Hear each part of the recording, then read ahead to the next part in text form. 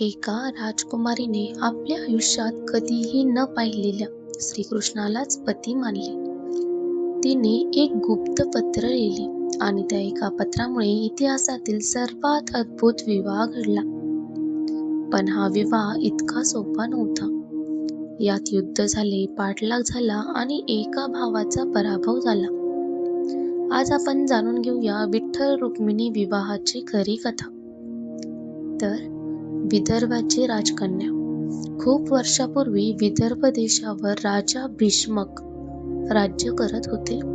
त्यांची कन्या होती रुक्मिणी. ती रूपवान, विद्वान आणि परम विष्णुभक्त.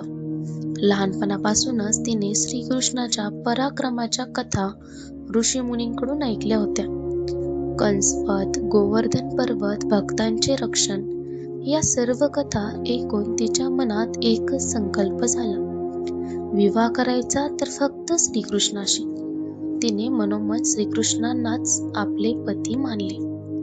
परंतु रुक्मिणीचा मोठा भाऊ रुक्मी श्रीकृष्णाचा विरोधक होता. त्याने राजकीय मैत्रीसाठी रुक्मिणीचा विवाह चेदी देशाचा राजा शिशुपाल याच्याशी ठरवला.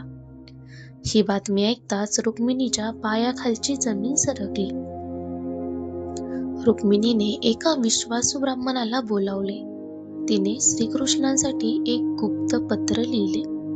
त्या पत्रात ती म्हणाली, हे द्वारकाधीश, मी तुम्हालाच माझा पती मानले आहे. जर तुम्ही मला स्वीकारले नाही तर मी आयुष्यभर अविवाहित राहीन. विवाहाच्या आदल्या दिवशी मी देवी अंबिकेच्या मंदिरात दर्शनासाठी येईन. तेथे येऊन माझे हरण करा. ब्राह्मण ते पत्र घेऊन द्वारकेला पोहोचला. तो पत्र वाचताच श्रीकृष्णाच्या चेहऱ्यावर स्मित आले.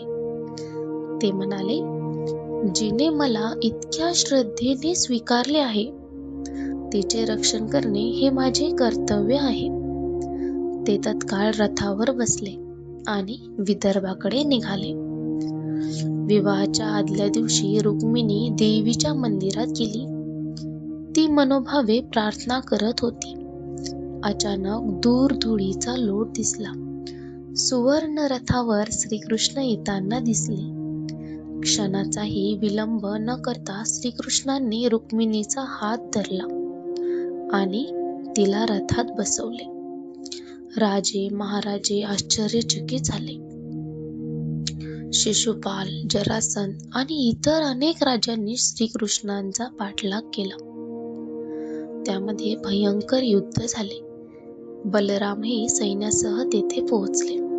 युद्धात श्रीकृष्णांनी सर्व राजांना पराभव केला.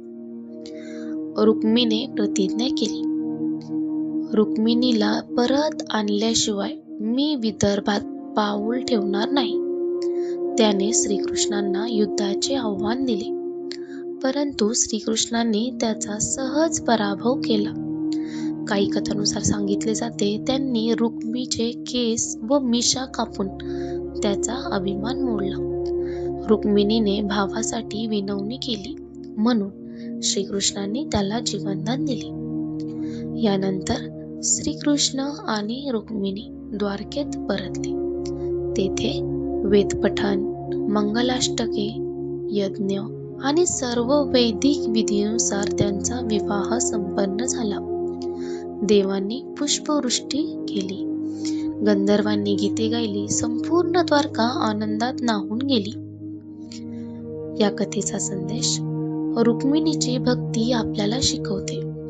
खऱ्या भक्तीमध्ये अढळ विश्वास असतो. परमेश्वर आपल्या भक्ताची हाक नक्की ऐकतो. प्रेमात अहंकार नसतो, तर समर्पण असते. श्रद्धा आणि धैर्य असेल तर देव स्वतः भक्ताच्या रक्षणासाठी धावून येतो. तर मित्रांनो, रुक्मिणीचे श्रीकृष्णावरील निस्सीम प्रेम आणि श्रीकृष्णांनी दिलेले संरक्षण हीच पुढे विठ्ठल रखुमाई भक्तीची प्रेरणा ठरली.